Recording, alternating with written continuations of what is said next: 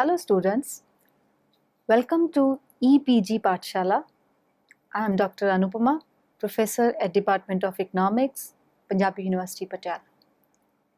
I am going to talk about the module Strategies adopted at individual, household and community levels to ensure sustainable urban livelihoods from population, urbanization and poverty. So students, we are going to discuss about the livelihood vulnerabilities, the livelihood assets, the coping strategies and their outcomes in urban areas.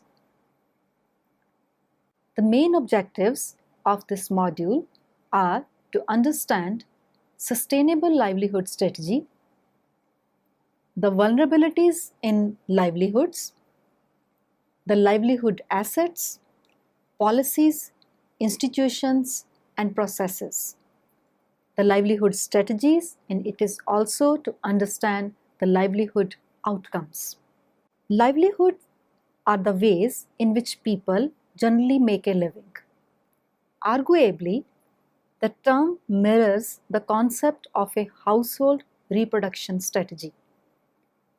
Livelihoods involve a series of economic and non-economic activities, combinations of entitlements and assets, which together are aimed at ensuring the survival and well-being of household members.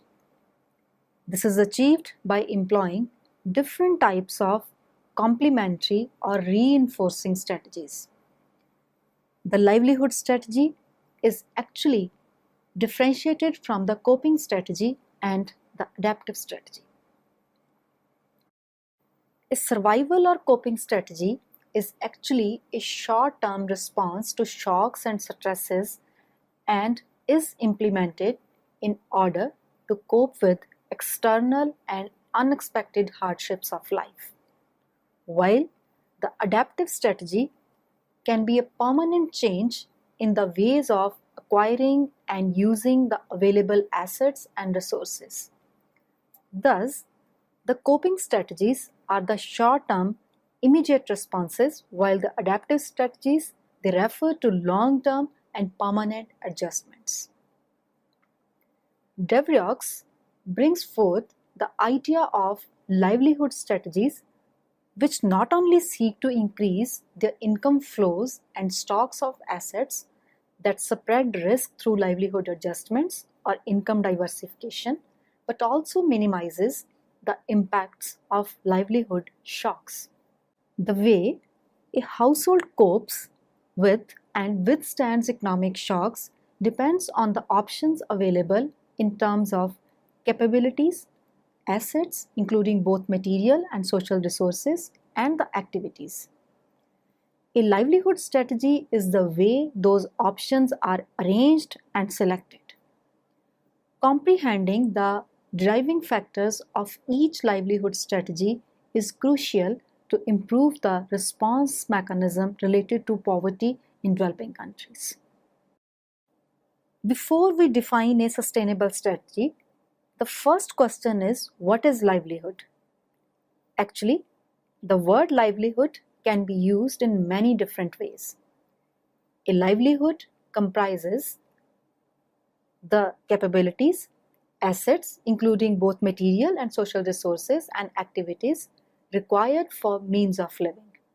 A livelihood is sustainable when it can cope and recover from stresses and shocks and maintain or enhance its capabilities and assets both now and in future while not undermining the natural resource base.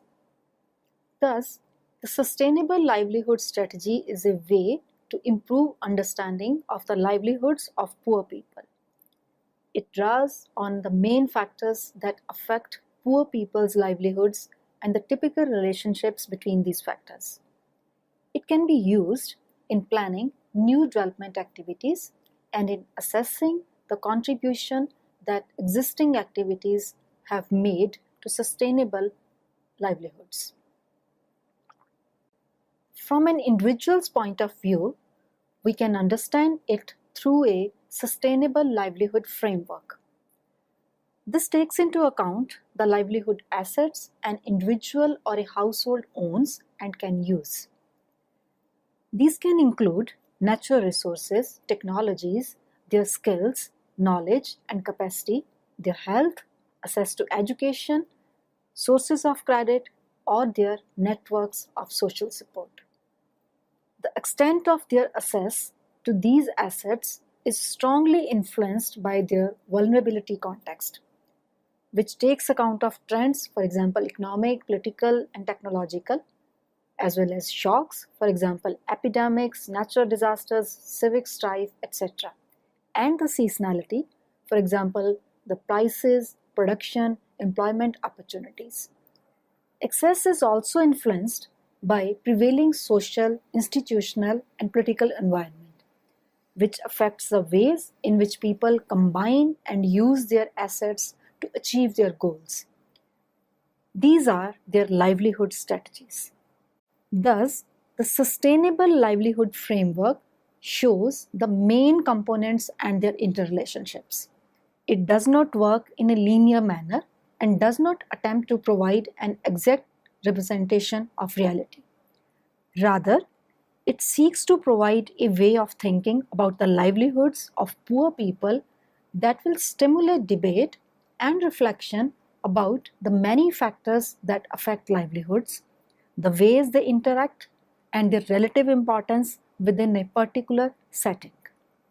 This should help in identifying more effective ways to support livelihoods and reduce poverty. Ideally, sustainability of the livelihoods depends upon the ability of an individual or a household to face the external shocks and stresses. They should not be dependent upon the external support. If they have to rely upon such support, then it should again be economically and institutionally sustainable. This also requires that the long-term productivity of the natural resources is maintained and does not undermine the livelihood options open to others. This leads us to explore the differences in environmental, economic, social, and institutional aspects of sustainable systems. We can discuss the various components of these strategies. First of all, let us discuss about various types of sustainabilities.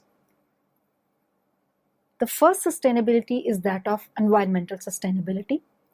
Environmental sustainability is achieved when the productivity of life-supporting natural resource is conserved or enhanced for use by future generations. Another sustainability is economic sustainability. Economic sustainability is achieved when a given level of expenditure can be maintained over time. In this context of the livelihoods of the poor, economic sustainability is achieved if a baseline level of economic welfare can be achieved and sustained. One more important sustainability is social sustainability. Social sustainability is achieved when social exclusion is minimized and social equity is maximized. Institutional sustainability is also important sustainability. Institutional sustainability is achieved when prevailing structures and processes have the capacity to continue to perform their functions over the long term. Thus, the sustainable livelihood approach is an integrated development method. It involves an assessment of community assets, adaptive strategies, and technologies contributing to livelihood systems, and the analysis of cross-sectoral policies and investment requirements to enhance livelihoods. Now we can analyze various components of sustainable livelihood strategy. As we have observed in figure 1, that livelihood strategy of the individuals depend upon a number of factors including their vulnerabilities and assets. All of these can be mentioned as follows. First of all, let us discuss about the vulnerabilities. The vulnerabilities of individuals and households are determined by the external environment which is beyond their control. People's livelihoods and the wider availability of the assets are fundamentally affected by critical trends as well as by shocks and seasonality. DFID has given a list of such trends, shocks, and seasonalities, which may hamper a person's livelihood opportunities. These are given in Chart 1. The chart shows that the national macro trends as well as individual shocks may turn individuals vulnerable to poverty. The conditions may also be created or aggravated with certain seasonalities. The shocks can destroy the assets directly. Many times, people are forced to abandon their homes and fields due to these shocks. For example, in case of a natural shock such as floods, earthquakes, etc. Similarly, the seasonal shifts in prices, output, and employment opportunities may also lead to uncertainties in livelihood options for the individuals and the households. On the other hand, the impact of macro trends is assumed to be favorable and more predictable on the choice of livelihood strategies.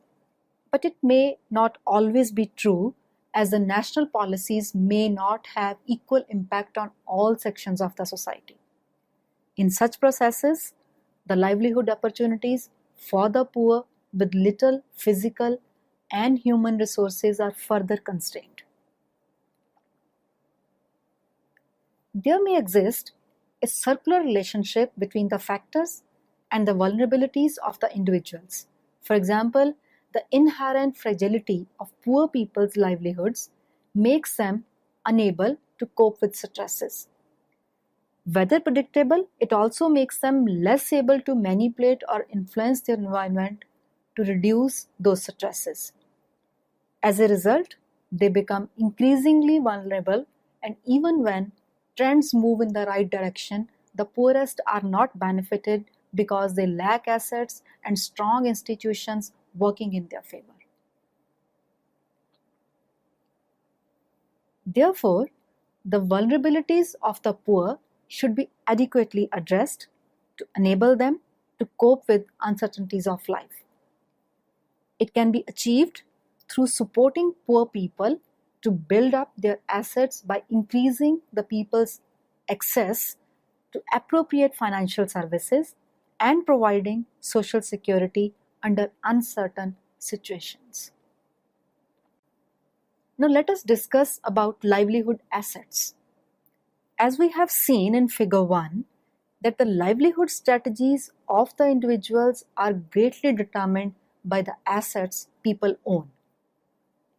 The livelihood framework has been identified with 5 core assets or types of capital on which the livelihoods are based. These are human capital, social capital, natural capital, physical capital, and financial capital. It is believed that no single asset can be helpful in earning the livelihoods for an individual, and therefore a range of these assets is required for positive livelihood outcomes. Thus, for poor people whose access to these assets is very limited, there is a need to find ways to increase this access so that sustainable ways to earn their livelihoods can be found. In figure 2, a pentagon is drawn to the relationship among all these assets. DFID emphasizes that the shape of the pentagon shows the type of relationship that exists among these assets. The shape of the pentagon can also be used to show the variation in people's access to assets. The center point of this pentagon shows zero access to assets, while the perimeter represents the maximum access to assets. Adding the time dimension to the existing access to the assets, we are able to find changes in the assets required by the group or communities. In panel A of figure 3, we can see a decline in social and physical capital while panel B shows a simultaneous increase in social, physical, financial, and human capital, leading to an increase in perimeter of the Pentagon. It is important to note that a single physical asset can generate multiple benefits. If someone has secure access to land, they may also be well endowed with financial capital, as they are able to use the land not only for direct productive activities but also as collateral for loans. A sustainable access to physical and financial capital may also increase the access of human capital. Thus, in order to develop an understanding of these complex relationships, it is necessary to look at the types of structures and processes that transform assets into livelihood outcomes. In this slide, we can discuss each of the assets and how they help individual households and communities in increasing their livelihood options. For this, we can see figure 4. The figure gives an overview of the interaction among various livelihood assets and their outcomes, which come into reality and take a certain shape only under given policies, institutions, and processes. Let us discuss these aspects one by one. The most important aspect is human capital. Human capital represents the skills, knowledge, ability to labor, and good health that enhance the people's ability to pursue different livelihood strategies. At a household level, it is an important mean of achieving livelihood outcomes. Deprivation on dimensions of education and health may also lead to fewer and poor quality livelihood options. The attainment of a decent level of human capital is also necessary to make an appropriate use of any of the other 4 types of assets. It is therefore necessary for the achievements of positive livelihood outcomes. To enhance the human capabilities, both the direct and indirect support to human capital development is required. The direct support includes provision of health and education, training infrastructure, so that people themselves are induced to raise their human capital level by voluntarily participating in these processes. But if the existing cultural and institutional reforms are impeding these processes, the direct support includes provision of health and education training infrastructure so that people themselves are induced to raise their human capital level by voluntarily participating in these processes. But if the existing cultural and institutional reforms are impeding these processes, the indirect measures such as the change in local institutions, that is cultures and norms, is required. By a combination of these measures, people are able to enter the virtuous cycle of positive livelihood outcomes, as health and education status have positively influence upon income levels, and higher income levels, people invest more in education and health. Another important capital is social capital. The social capital is defined as social resources upon which people draw in pursuit of their livelihood objectives. These include networks and connectedness, membership of formalized groups, relationship of trust, reciprocity, and exchanges. All these are interconnected, as people's connectedness and membership of formal institutions, they go hand in hand, which may in turn increase their access to other institutions and enhance their livelihood options. The social capital is important as it has great influence upon attainment of other assets and therefore on livelihood options. Social networks not only increase people's income and savings, it also enhances development of knowledge, which further promotes human capital. However, the social capital can have both the positive and negative impacts. The networks are generally based upon strictly hierarchical relationships that limit a person's mobility. Besides, the membership of a group may often entail social obligations and prohibit a person from having rational economic decisions. Social capital, working in positive direction, may enhance a person's ability to earn more, while any neglect may undermine social capital as well as trust. Heavy interventions by the groups and related institutions may reduce a person's choices to achieve livelihood objectives. Now let us discuss about natural capital. Natural capital includes the natural resources whose use adds to the output. The examples of natural capital can be land, forest, marine, wild resources, water, air quality, biodiversity, etc. The vulnerability of the households and communities is closely associated with natural capital. Many of the shocks that devastate the livelihoods of the poor are themselves the natural processes that destroy natural capital. Natural capital is very important to those who derive all or part of their livelihoods from resource-based activities. The examples of such activities include farming, fishing, gathering in forest, mineral extraction, etc. However, even beyond the production activities, it is also true that no one can survive without help of key environmental services and food produced from natural capital. Poor natural capital may also lead to poor health, which further leads to low human capital and fall in savings, that is low financial capital, due to continuous increases in health expenditures. However, for more secure access to and better management of natural resources, the reforms in existing institutions and legislations are required. It is generally viewed that if markets are well developed, the value of resources is likely to be higher, which automatically leads to better management and fewer wastages of available natural capital. Another important capital is physical capital. Physical capital comprises the basic infrastructure and producer goods needed to support livelihoods. The basic infrastructure includes affordable transport, secure shelter and buildings, adequate water supply and sanitation, clean, affordable energy, and access to information.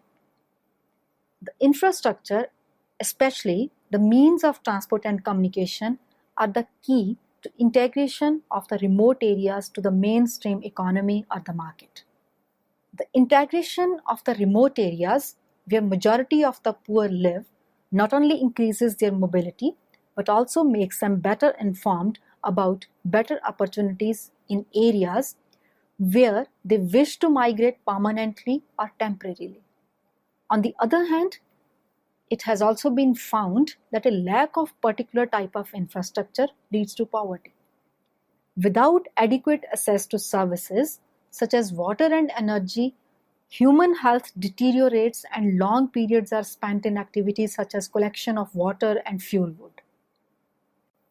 Inadequacy of infrastructure may also lead to wider inequalities, as without adequate transport infrastructure, essential fertilizers and other inputs cannot be distributed effectively, leading to low agricultural yields and higher cost of transporting agricultural and other products. Also means that producers operate at comparative disadvantage in the market. Insufficient or inappropriate producer goods also constrain people's productive capacity and therefore the human capital at their disposal. More time and effort are spent on meeting basic needs, production, and gaining access to the market. Therefore, for enhancing the livelihood opportunities, there should be focus on adequate infrastructure facilities. Physical capital, in particular the infrastructure, can be expensive. It requires not only initial capital investment but an ongoing commitment of financial and human resources to meet the operation and maintenance cost of the services. The emphasis is therefore on providing a level of service that not only meets the immediate requirements of the users but is affordable in the long term. It can also be important to provide simultaneous support to skill and capacity development to ensure effective management by local communities. Infrastructure is only an asset in as far as it facilitates improved service provision to enable the poor to meet their needs. Let us discuss about financial capital. The financial capital refers to financial resources that people use to achieve their livelihood objectives. The main sources of financial capital are available stocks and regular inflows of money. Available stocks mainly generated from savings are the preferred type of financial capital because they do not attach any liability for their use. These can be held in shape of bank deposits, cash holdings, livestock, or jewelry. Financial assets can also be obtained through credit providing institutions. On the other hand, the regular income inflows also include pensions, transfers from the state, and remittances along with the earned income. Financial capital is considered to be the most important asset which is used for direct achievement of livelihood outcomes. However, the financial capital is least available to the poor. It is because of low availability of financial capital that other types of capital assume greater importance for the poor. Now we can discuss the policies, institutions, and the processes. Policies, institutions, organizations, and the processes are the important determinants that shape the livelihood strategies of the households and the communities. They effectively determine the access to various types of capital, the terms of exchange between different types of capital, and economic and non-economic returns to any given livelihood strategy. In addition, they have a direct impact upon the average earning levels and inequalities.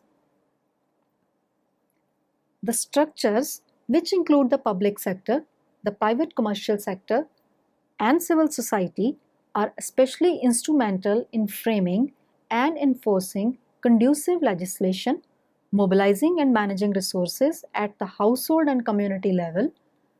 Policies and institutions are important set of man-made external factors that influence the range of livelihood options open to different categories of people. They also influence access to assets and vulnerability to shocks. Chart 2 shows that institutions include both formal and informal organization. The political, economic, as well as socio-cultural institutions which set the rules in their respective spheres. Here, the formal organizations include the membership organizations, such as cooperatives and registered groups, while the informal organizations are self-constituted groups by a number of people sharing some common interest. The political institutions cover parliament as well as the judiciary. The economic institutions refer to the set of rules governing market, private companies, and other economic infrastructure, and the socio-cultural institutions are the unsaid, unwritten rules governing our day-to-day social life. An enabling policy and institutional environment makes it easier for people, poor and less poor, to gain access to assets they need for their livelihoods, while disabling policy and institutional environment may discriminate against the poor, thus making it difficult for them to get access to land, livestock, capital, and information. These impacts of the policies on the livelihood strategies are shown in Figure 5. The figure clearly shows that the enabling policies, institutions, and processes lead to winning livelihood strategies, and so positive livelihood outcomes, while the disenabling policies, institutions, and processes lead to losing livelihood strategies and therefore negative livelihood outcomes. Originally, DFID framework upon which whole of the present analysis is based has used the term structures and processes. Instead of policies, institutions and processes, and emphasize that by transforming the structures of processes favorably, the households and communities are enabled to attain positive livelihood outcomes. Therefore, it is important here to elaborate the structures and processes and their impacts on livelihoods of households and the communities. So let us discuss first about structures. Structures in the livelihood framework include the organizations, both private and public, that set and implement policy and legislation, deliver services, and perform all other functions that affect livelihoods. They draw their legitimacy from the basic governance framework. Structures exist at various levels. Chart 3 clearly indicates that the structures comprise of two broad sectors, the public sector and the private sector. The public sector includes the legislative bodies, the executive agencies, judicial bodies, and other parastatals, quasi-governmental agencies. While the private sector, this includes the commercial enterprises and corporations, civil society organizations, and NGOs. Structures play important roles because they make processes function. Without legislative bodies, there is no legislation. Without courts to enforce it, legislation is meaningless. An absence of appropriate structures can be a major constraint to development. This is a particular problem in remote areas. Many important organizations, both private and public sector, do not reach these areas. As a result, services go undelivered, markets do not function, and people's overall vulnerability and poverty increases. Moreover, when people do not have access to organizations of the state, they often have little knowledge of their rights. This disenfranchises them and makes them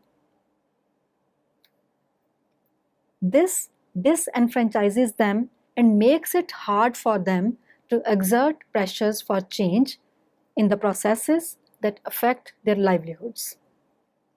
Therefore, it is suggested that the structures should adequately respond to the needs of the poor, and if they do not do so, there should be reforms within the structures. Now let us discuss about processes.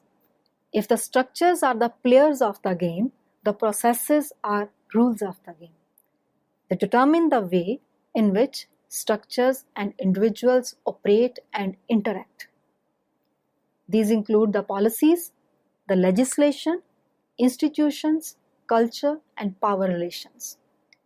For this, we can see chart 4.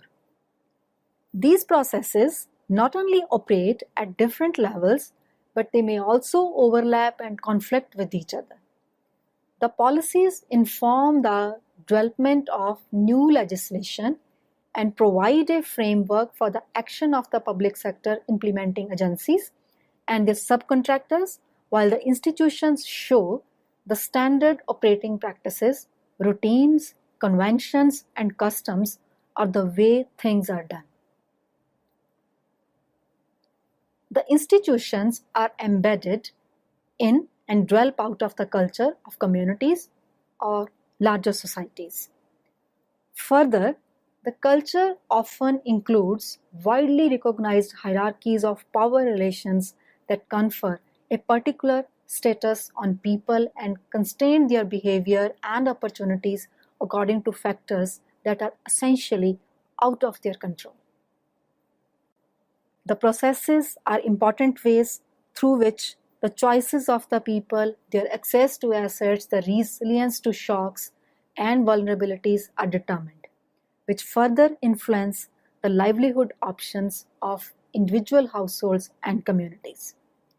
Therefore, it is suggested that the government and non-government bodies should build or reform policies, laws and institutions so that they provide better opportunities to the poor. Livelihood strategies. The term livelihood strategy indicates the choice, opportunity, and diversity which people may exercise to achieve their livelihood goals. These strategies are intimately connected with people's objectives, that is, the beneficial livelihood outcomes that they seek. The more choice and flexibility that people have in their livelihood strategies, the greater is their ability to withstand or adapt to the shocks and stresses of life.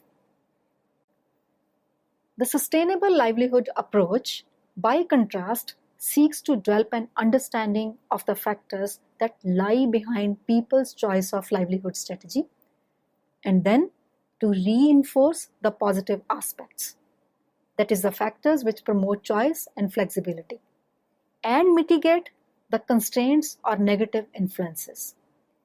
This does not try to promote any given livelihood strategy simply because the raw materials, that is the forest, land, employment opportunities for this already exists. This expansion of choice and value is important because it provides people with opportunities for self-determination and the flexibility to adapt over time. It is most likely to be achieved by working to improve poor people's access to assets, the building blocks for livelihood strategies, and to make the structures and processes that transform these into livelihood outcomes more responsive to their needs. One of the many problems of development is that the available livelihood strategies may compete with each other.